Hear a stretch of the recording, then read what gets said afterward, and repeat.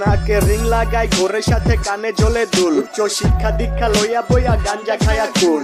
শাহবাগে যারা নিজেদের অধিকারের জন্য আন্দোলন করছে তারা শাহবাগী। 2-4 দিনের ম্যাগি আবার ভাতরে বলে অন্য, রূপলাই ভেজাল যুক্ত খাঁটি। আর যারা শাহবাগে নারী পুরুষ সমান অধিকারের জন্য আন্দোলন করছে তারা হলো শাহামা মাউন্টেন ডিউ, এক চুমুকেই কলিজা ঠান্ডা। মালবাট গুলিস্তানের পণ্য, আমি ধন্য হয়ে যেতাম যদি হাতের কাছে পেতাম বাজার, এটার উপরে লাথি দিয়া। এক একটা কিউট কিউট ঠান্ডা মাউন্টেন ডিউ। আপনারা যারা ঠান্ডা মাউন্টেন ডিউ খাইতে পছন্দ করেন চাইলে আপনারা ট্রাই করতে পারেন। যাক, অবশেষে তারা কিন্তু তাদের নিজের জায়গায় পৌঁছে গেছে। আসসালামু আলাইকুম গাইজ, কেমন আছেন সবাই?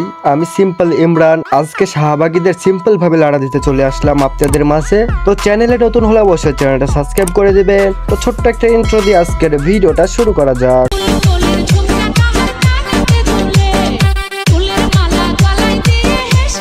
A few moments later.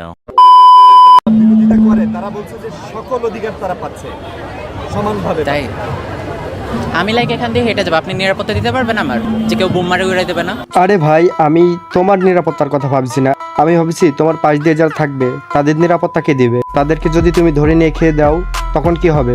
এই জন্য ওদের নিরাপত্তার কথা আমি ভাবছি। কি বলছিস না? আপনি হেঁটেই আসছেন? আমি তো হেঁটে আসিনি। না, উনি তো হেঁটে আসে নাই, উনি এসেছে বিমানে। আমি তো উবার ক্যারি করে আসছি। আমার কথা হচ্ছে আমি যে এখান থেকে হেঁটে যাবো, আমার যে নিরাপদ, আমাকে যে কেউ বোম মারবে না সেটা গ্যারান্টি আপনি দিতে পারবেন? আরে ভাই, বোম মারা তো দূরের কথা, তুমি যদি ল্যাংটা হয়েও মানুষের সামনে দিয়ে যাও না, তোমার দিকে কেউ ফিরেও তাকাবে না। মানুষ তো দূরের কথা, তোমার দিকে একটা কুত্তাও ফিরে তাকাবে না, ঠিক আছে? আর তুমি বলছো তোমাকে বোম মেরে উড়াই দিবে? একটা পুরুষ হেঁটে যাবে তার কোনো গ্যারান্টি নাই। এটা তো সবার ক্ষেত্রে হয়। সবার ক্ষেত্রে কিভাবে?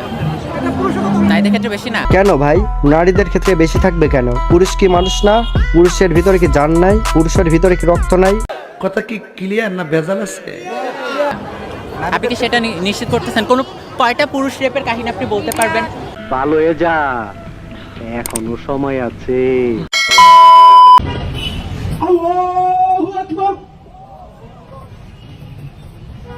এটাই নাকি আমাদের সোনার বাংলাদেশ, যেখানে 95% মুসলিম বসবাস করে, সেইখানেই নামাজ নিয়ে ঠাট্টা করা হচ্ছে, নামাজকে অপমান করা হচ্ছে। ঠিক বলেছো।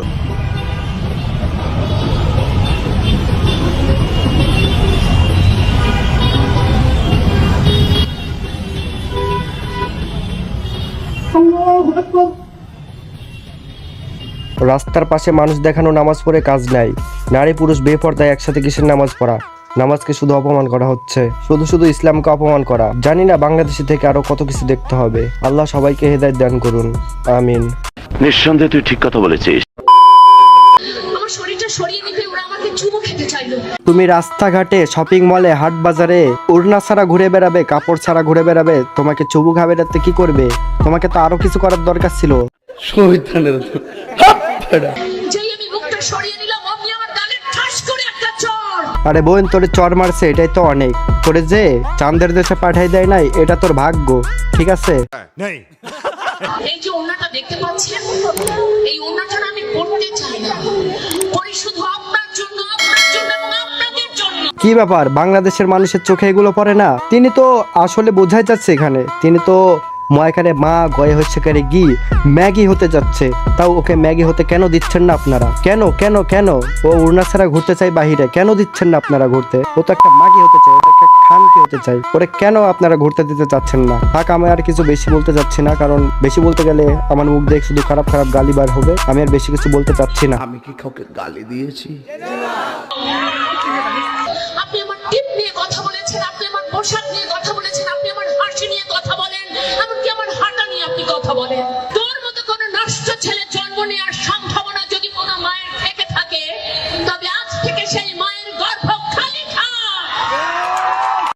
আপনি যখন খারাপ হয়ে চলে বেড়াবেন, আপনি যখন অশ্লীল হয়ে চলে বেড়াবেন, আপনি যখন উড়না ছাড়া চলে বেড়াবেন, আপনি যখন ড্রেস ছাড়া চলে বেড়াবেন, তখন এইসব কথা আপনাকে একটা পুরুষ বলবে। আপনি ড্রেস ছাড়া, আপনি উড়না ছাড়া বাইরে চলাফেরা করলে একটা কুলাঙ্গার পোলা কখনোই আপনাকে বলবে না যে ড্রেস ঠিক করো। এইসব কথা একটা কুলাঙ্গার পুরুষ আপনাকে কখনোই বলবে না। অতএব যারে আপনি গালি দিচ্ছেন সে কিন্তু একটা সৎ পুরুষ। আর প্রত্যেকটা মায়ের গর্ভে ওইরকম একটা কুলাঙ্গার পোলা জন্ম হওয়ার আগে আপনার মতো যেন একটা মাগির জন্ম না হয়। এই কথা বলে আমার আজকের ভিডিওটা শেষ করছি।